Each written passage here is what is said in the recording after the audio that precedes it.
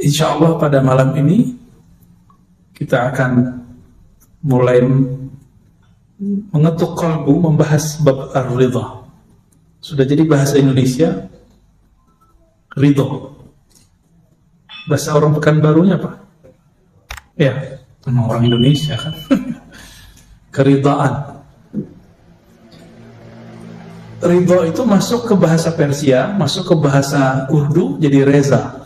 Karena orang sana nggak bisa baca zo, do. Jadi kalau ada orang Indonesia namanya Reza, dia nggak tahu, dia kira namanya keren.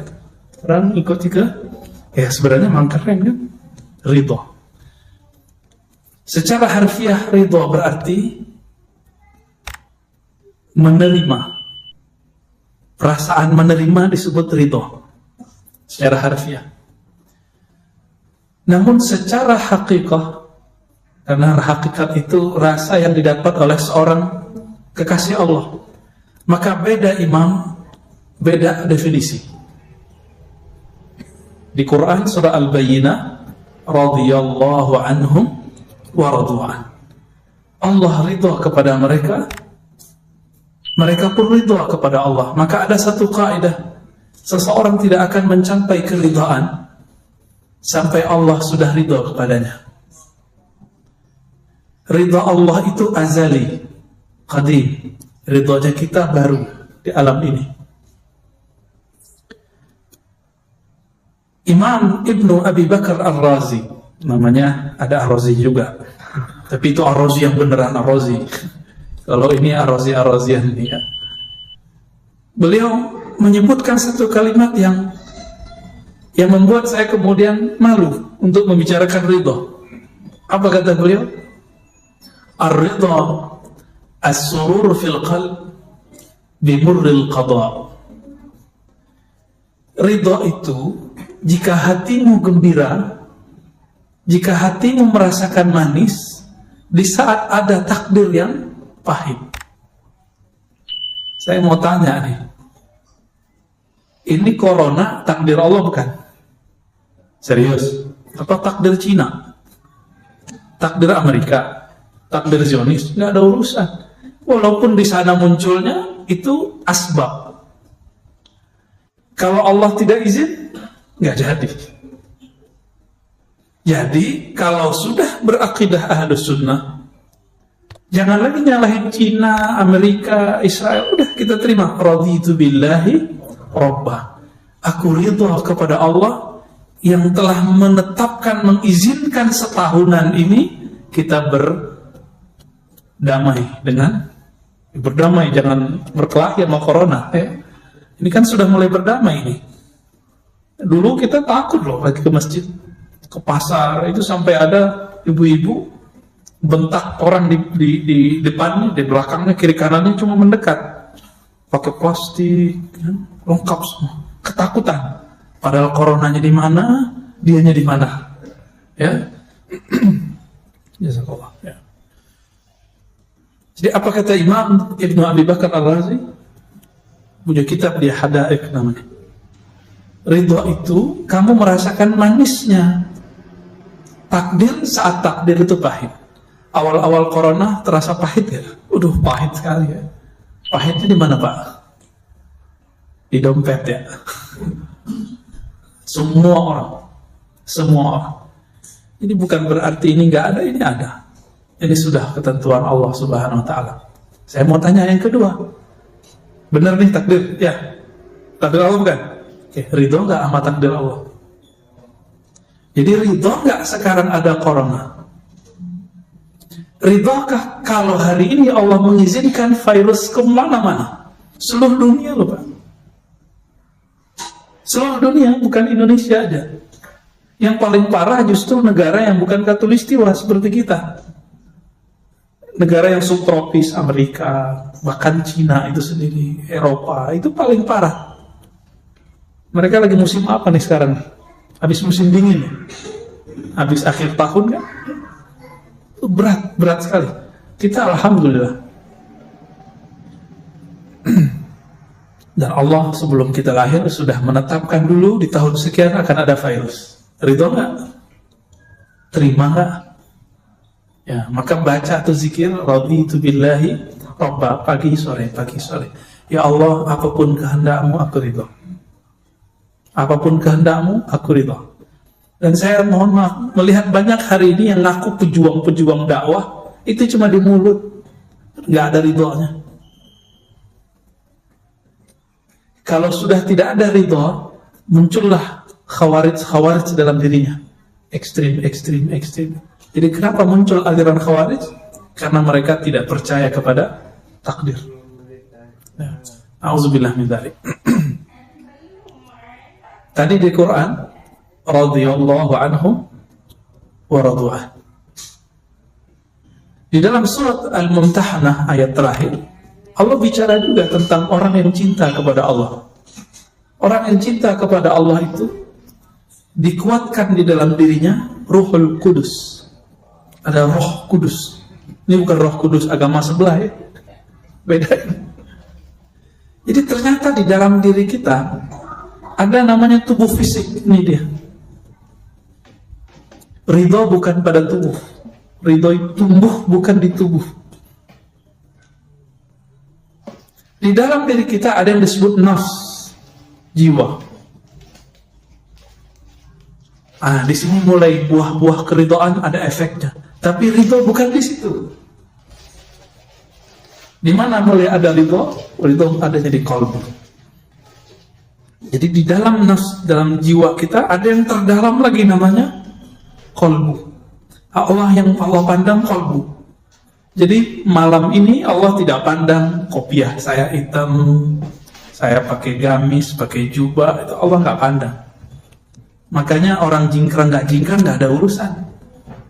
Yang Allah urus itu qalbunya sombong atau tidak sombong. Sekarang ada disorientasi, fokusnya di jingkrangnya. Iya, sama ini. Ridho itu urusan qalbu, sebagaimana yang lain-lain itu urusan qalbu. Qalbu ini kiblatnya dua aja. Kalau nggak Allah, selain Allah. Jadi waktu kita baca wajah ya, aku hadapkan wajahku kepada pencipta langit dan bumi, itu yang berhadap siapa? Tubuh ngadap ke tembok.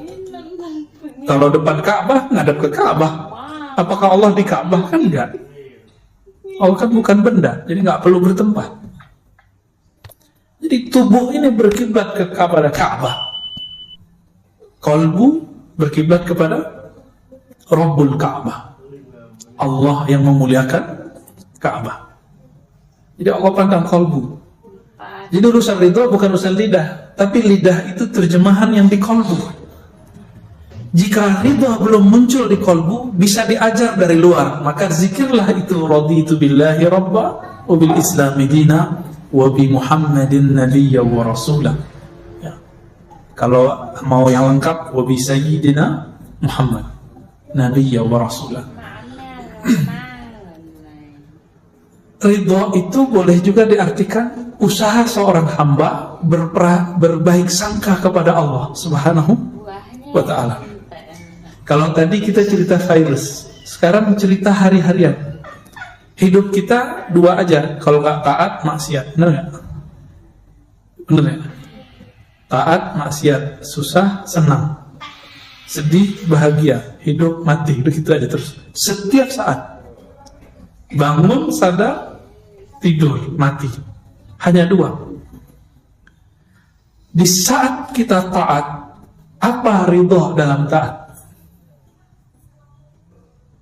Khusyuk nggak sholatnya tadi? Khusyuk nggak ridhonya? Enggak ya?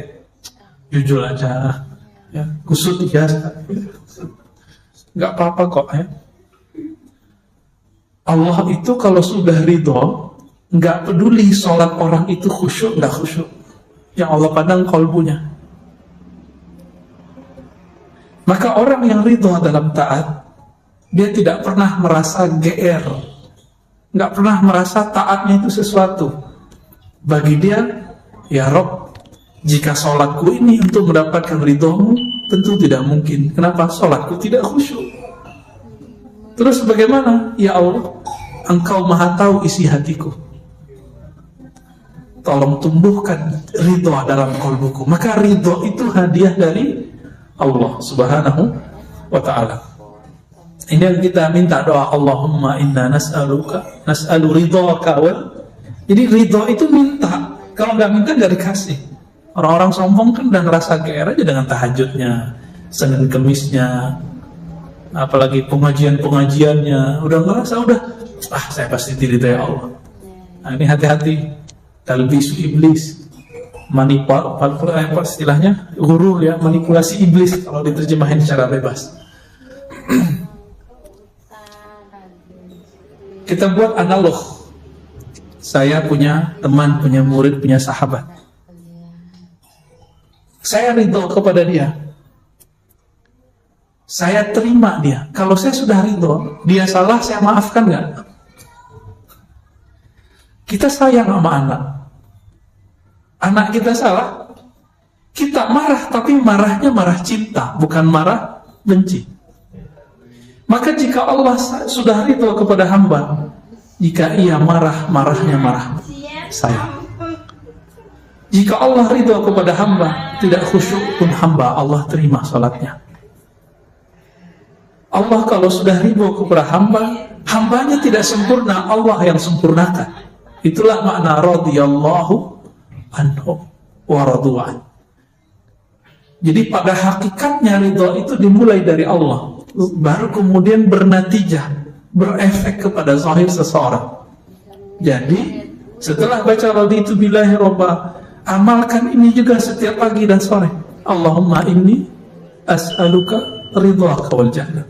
As'alu ridhaka boleh, as'aluka ridhaka boleh ya. Itu harus diminta, dan bagi saya itu wajib itu. Nggak minta ridho, mampus kita. Sholat kayak gini, baru takbir udah hilang kemana-mana ya. Ruku, tes aja deh ya. Saya nggak yakin sholat saya diterima Allah kalau ngandelin khusyuk. Padahal kata orang, saya ngaji tarekatnya lama Pak, ngaji hadisnya lama kata orang. Tapi kan saya tahu diri saya sendiri, aib saya ngerti. Orang aja yang bilang abuya, ustad, itu kan gelar manusia. Di hadapan Allah belum tentu gelar itu laku. Maka minta ridho. Inilah doa Al-Imam Abul Hasan Asy'adili. Ya Allah, jadikan aku orang yang engkau cintai, yang engkau ridhoi. Kalau Allah sudah cinta dan ridho, salah paling dicubit. Cubitnya gemes. Tahu gemes ya? Apa istilah kampungnya Pak? Nggak, galinggaman. Ya, kosa katanya harus pulang lagi Pak. Galinggaman. Betul. Jadi kalau makhluk pun bisa begitu, maka Allah aula bidzalik. Allah lebih sempurna daripada itu. Jadi Allah itu gemesnya lebih dahsyat daripada gemesnya seorang ayah ibu kepada anaknya, kekasih kepada kekasihnya. Allah jatuh cinta kepada Nabi Adam. Maka Nabi Adam, dibuatlah skenario Nabi Adam itu salah, tapi salahnya Nabi Adam itu benar. Kalau Nabi Adam tidak salah, kita nggak ngumpul malam ini ya, nggak ada pengajian beginian, benar nggak? Kalbu itu makanannya majelis begini Pak. Girang kalbu itu, kalau dia girang dia bisa nangis, dia bisa senyum, dia bisa bahagia, tahu-tahu udah azan aja. Itu girangnya kalbu. Jadi kalau kita pakai jamnya jam dinding itu emang terasa lama, tapi kalau pakai jam kalbu, yang lama terasa sebentar, yang sebentar terasa lama. Itu sebabnya kalau ada riwayat Nabi Adam itu sujudnya 40 tahun, saya percaya. Tapi riwayat yang sahih menurut saya 40 hari. Jadi ketika beliau diusir, ihbitu itu kan bahasa Arab habit, jatuh atau turun dari khayangan, kan kira-kira begitu ya, khayangan surga, turun ke bumi, beliau sadar dan beliau sujud. Allah itu sangat girang melihat hambanya sujud, nangis. Maka disebutkan dalam banyak hadis Nabi yang dari hadis qudsi, wahai hambaku ya, jika engkau tidak merasa berdosa, aku akan datangkan hamba-hamba yang berdosa, lalu mereka minta ampun kepadaku. Jadi kalau kita ini merasa suci tiap hari, nanti kita dihabiskan oleh Allah. Allah ganti generasi ini, dan datanglah orang-orang para pendosa, dan para pendosa ini manja kepada Allah. Ya Allah, saya salah, tolong maafin. Pernah nggak melihat anak kita minta maaf kepada kita? Atau teman, pasangan, kekasih, setelah dia ngaku salah, cinta berlebih. Saya ketemu naik Grab, dia cerita tentang istrinya yang melakukan kesalahan besar. Kalau kita mungkin kita bunuh kali istri yang begitu. Istrinya minta maaf, dia nangis, istrinya nangis. Dia cerita kepada saya, Ustaz, saat itu cintaku kepada istriku bertambah setiap hari terus nambah. Jadi kadang-kadang orang itu mesti salah dulu baru jadi benar. Ya, alhamdulillah. Maka ridhonya orang yang taat tidak merasa suci, tidak merasa sempurna, merasakan bahwa ya Rabb, ini ibadah anugerah darimu. Ridhonya orang yang maksiat apa? Cepat kembali kepada Allah Subhanahu wa Ta'ala. Ya. Adakah di dunia ini sesuatu terjadi tidak dengan izin Allah? Ada nggak? Oke, ini bukan jebakan ya. Taat terjadi di dunia nggak? Maksiat terjadi di dunia? Semuanya izin Allah nggak? Ya. Namun yang Allah ridho yang mana? Taat yang mana? Maka taat terbagi dua. Ada taat zahir, ada taat batin. Kepala sujud, tapi hati angkuh, merasa diri paling nyunnah, paling ikut sunnah Nabi.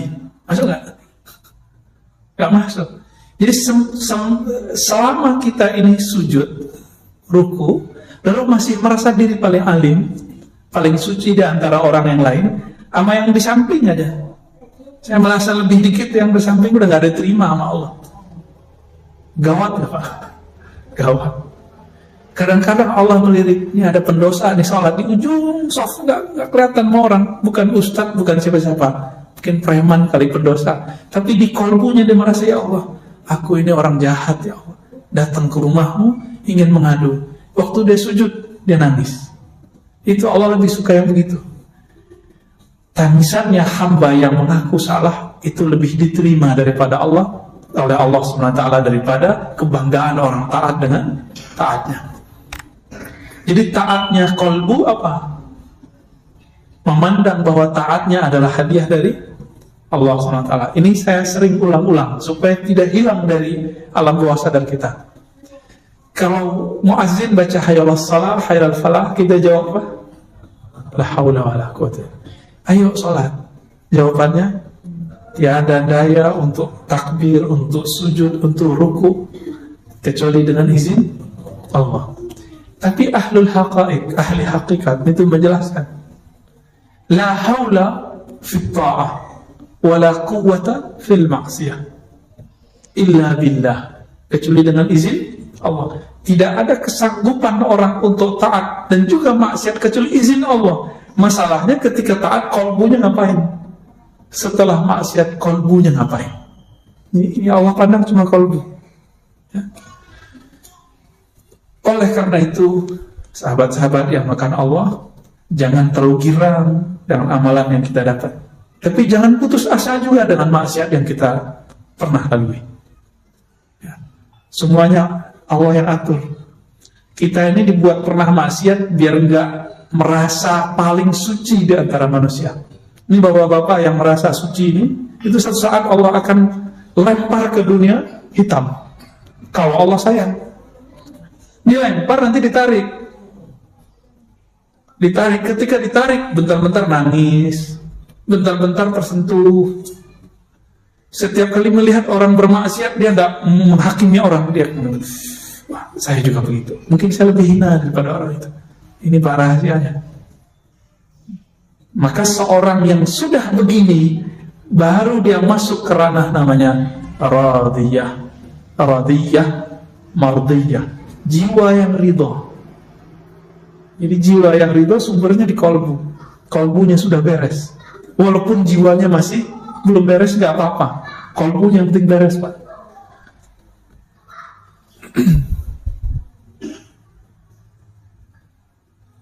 Ketika disebut ridho, lalu kita baca tadi doa tadi, raditu billahi rabbah, zikir tadi.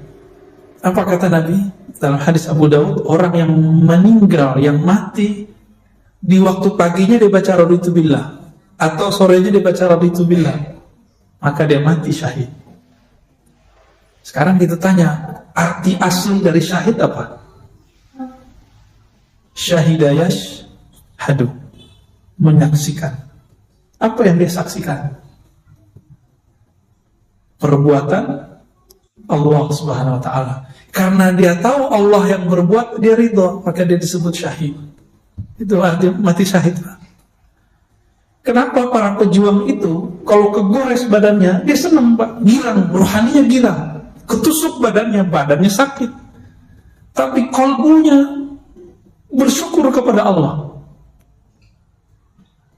Itu kalau dia jihad dengan kolbunya, dengan ruhnya.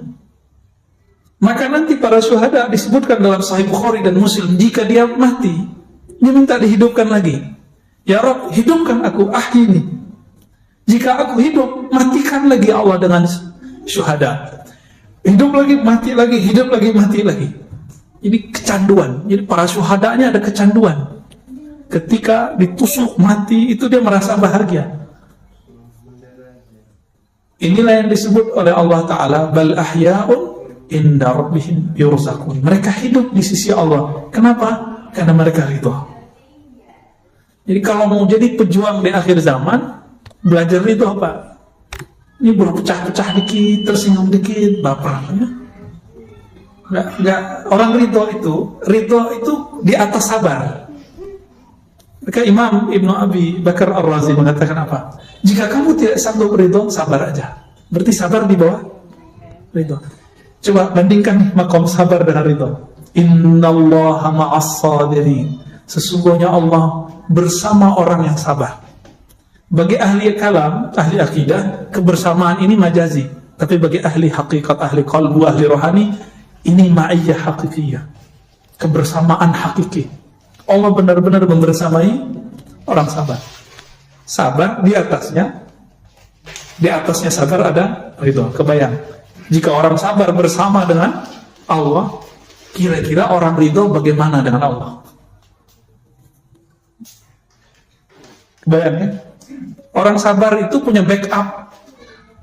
Kalau kita nih misalnya di backup oleh jenderal ini, preman itu, tapi belum tentu kan backup itu Allah, orang itu sayang sama kita kan belum tentu. Tapi kalau ridho di atasnya sabar, backupnya abadi. Kalau sabar ada batasnya, kalau ridho unlimited. Inilah kalamnya Sayyidina Nabi SAW.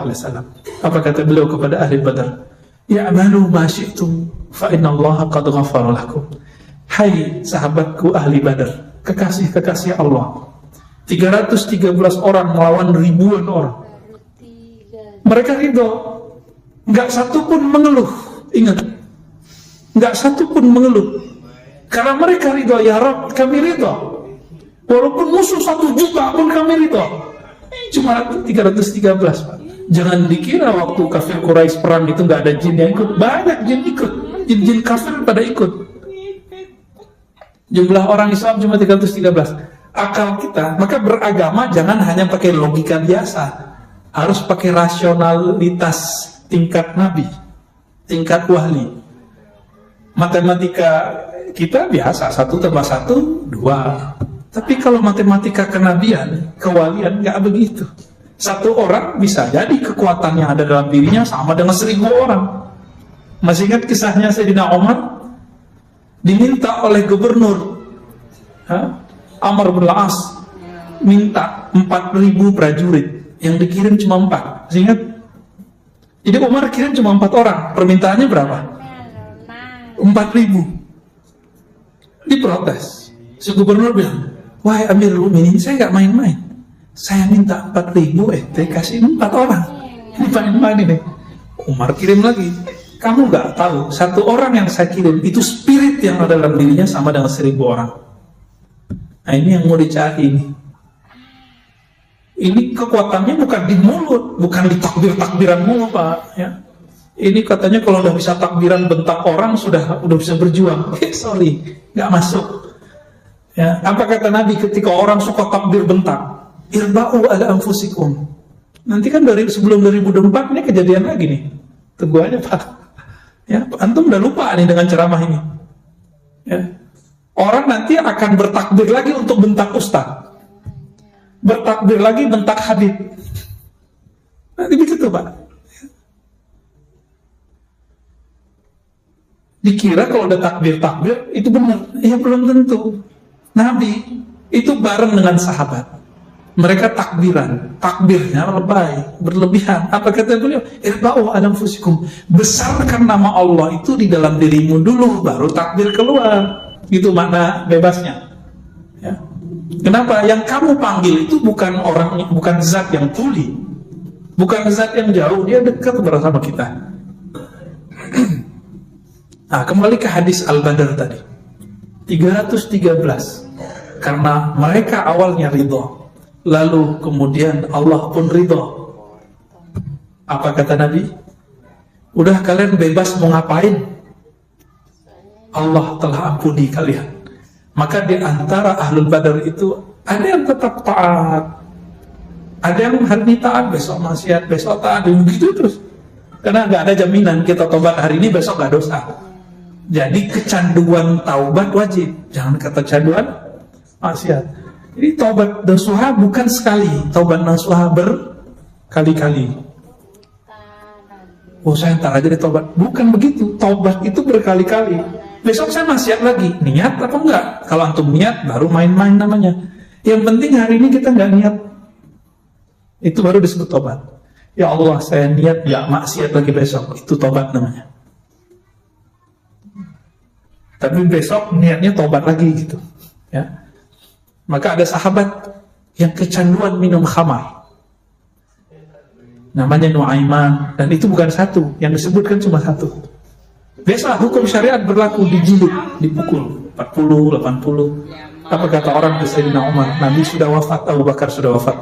Wahai Rasulullah, wahai Amirul Mukminin, itu musuh Allah, bunuh aja, uktuluh, bunuh aja. Berarti di zaman Sayyidina Umar ada orang-orang yang suka berdarah-darah, benar nggak? Suka membunuh orang. Kalau mulai pemaksiat, wah ini pemaksiatnya, harus kita bantai nih. Halal darahnya. Udah ada di zaman Umar. Apalagi hari ini, Pak. Hari ini lebih dahsyat. Orang haus darah, zombie tapi berkopiah. Zombie berserban hari ini. Ngomongin darah aja ya, kafir, bid'ah, serem, Pak. Udah darurat begini nih. Tapi Allah masih sayang sama kita. Arab udah hancur kan? Yaman banyak nih mahasiswa Yaman udah pulang. Saya ketemu juga kawan-kawan di Eropa, dia asli Yaman, gak mau balik lagi. Apalagi Saudi yang nyerang Houthi Yaman, Irak udah hancur, Syam udah hancur. Sisa Turki bukan Arab. Turki itu bukan orang Arab ya. Turki itu punya nostalgia zaman Khilafah Utsmaniyah, tapi sebenarnya nggak berdaya juga. Gertakan aja yang kuat. Saya kalau ceritain persoalan Turki kan pada nggak percaya ntar. Ya, banyak masalah sebenarnya. Berita yang kita dengar itu kan cuma separuh aja. Ya, yang sebenarnya kita nggak dengar, Pak. Gimana? Jadi ridho nggak?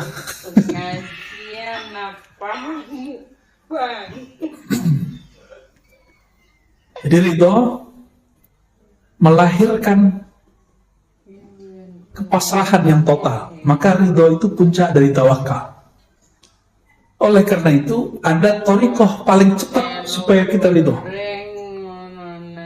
Zikirnya sudah kita tahu semua. Sekarang maknanya yang ditambahkan. Apa zikirnya? Qulu la ilaha illallah. Bacalah la ilaha illallah, tapi maknanya ditambah.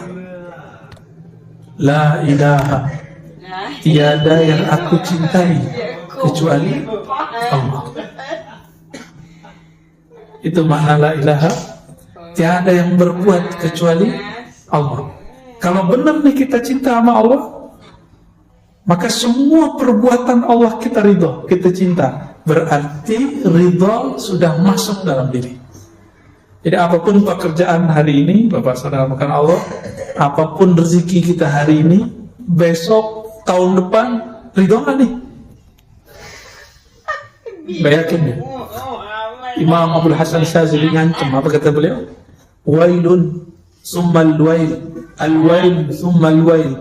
Celaka, celaka, celaka. Orang yang ngaku percaya kepada Allah tapi tidak ridho kepada takdir Allah. Maka berkali-kali saya tanya, ridho nggak nih kondisi begini? Nabi dulu pernah nggak makan 3 tahun, nggak makan kecuali daun-daun.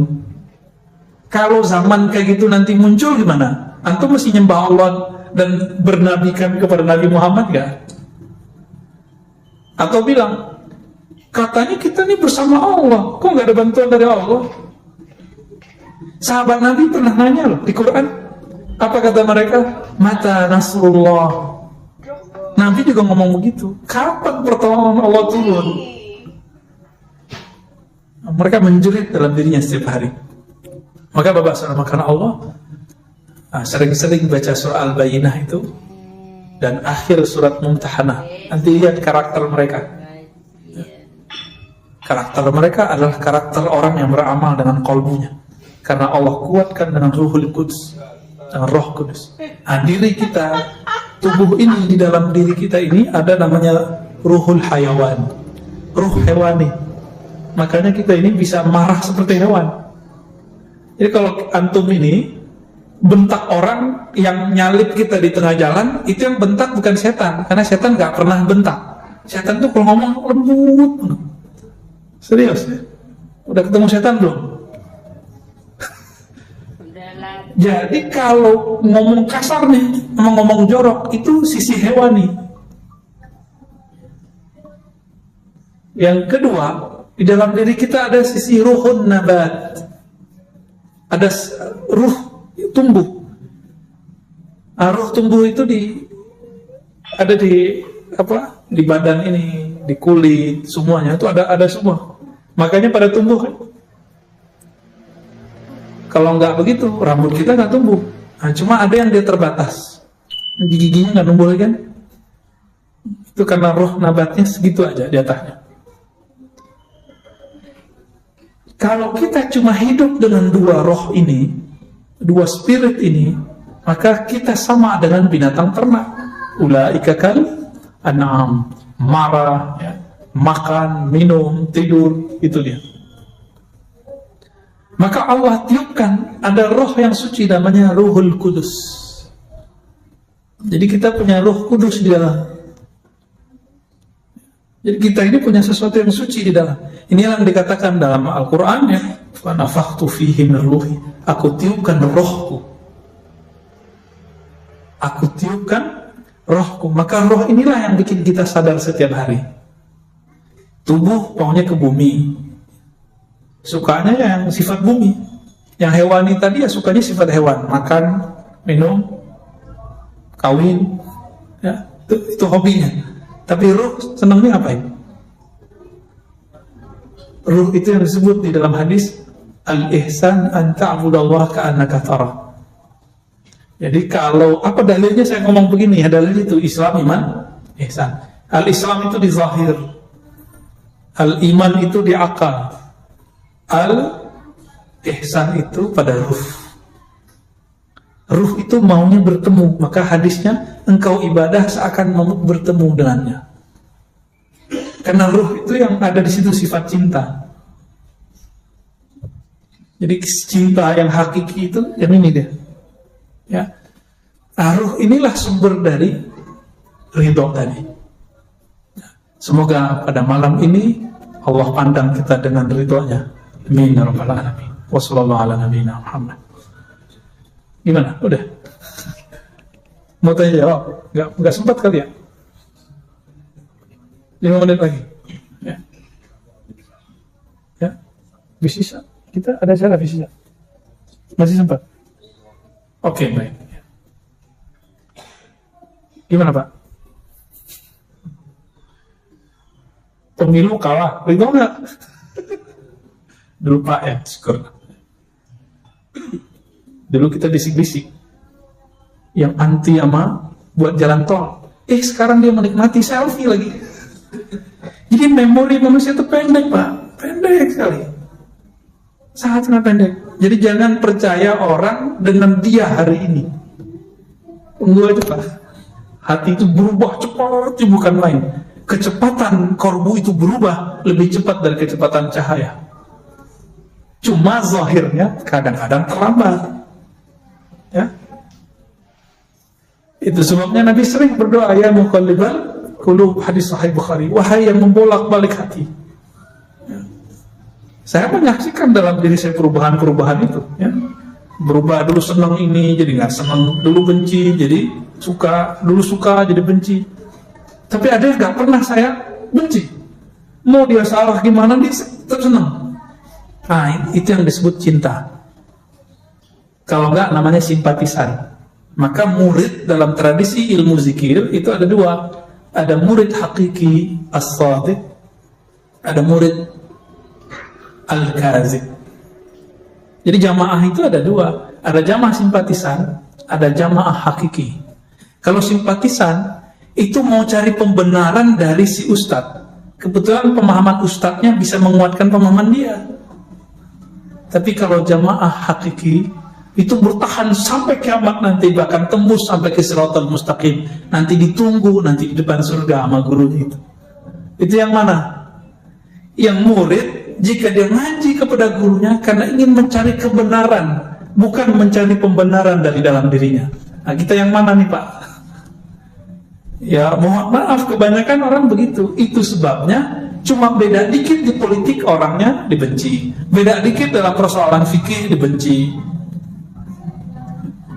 Saya menyaksikan sendiri Habib tengkar sama Habib itu cuma karena persoalan politik, kebawa-bawa sampai ke persoalan agama.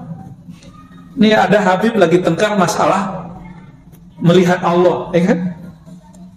Ustaz mungkin gak melihat Allah 40 kali. Ya, itu sebenarnya gak usah dibahas, karena si Habib A ini beda politik dengan Habib B. Jadi persoalan politik ini dibawa-bawa ke agama. Kenapa? Karena kecintaannya kepada Habib bukan kecintaan hakiki. Dia cinta karena pilihan dia sama masih Habib. Kalau udah beda, oh ini bukan Habib gue nih, ya, itu Habib palsu gitu. Jadi Habib yang asli itu yang ikut dia, bukan dia yang ikut Habib. Gimana kira-kira? Kuat gak antum ntar dengan perubahan-perubahan begitu? Ya.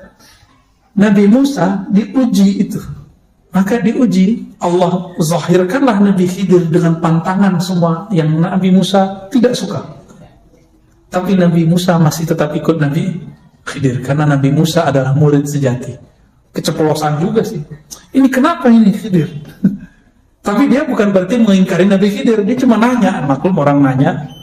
Ya, dan saya berdoa, kita berdoa semoga kecintaan kita kepada Allah, kepada Rasulullah, kepada pewaris Rasulullah itu cintanya sejati, bukan cinta karena kita mencari pembenaran. Amin ya rabbal alamin. Allahumma arzuqna as-sidqa fil hubb, Allahumma awsilna ila hubbika. Ya Allah, sampaikan kami kepada hakikat cintamu. Ya Allah, pandanglah kami dengan cintamu. Allahumma arzuqna ru'yataka wa ru'yata nabiyyika Mustafa Muhammad SAW. Ya Allah, berilah kami kemuliaan dapat memandang wajahmu, memandang wajah kekasihmu Sayyidina Nabi sallallahu alaihi wasallam. Assalatu wassalamu alaika ya Sayyidina ya Rasulullah. Alhamdulillah rabbil alamin. Subhanakallahumma wa bihamdika asyhadu an la ilaha illa anta astaghfiruka wa atubu ilaik. Assalamualaikum warahmatullahi wabarakatuh.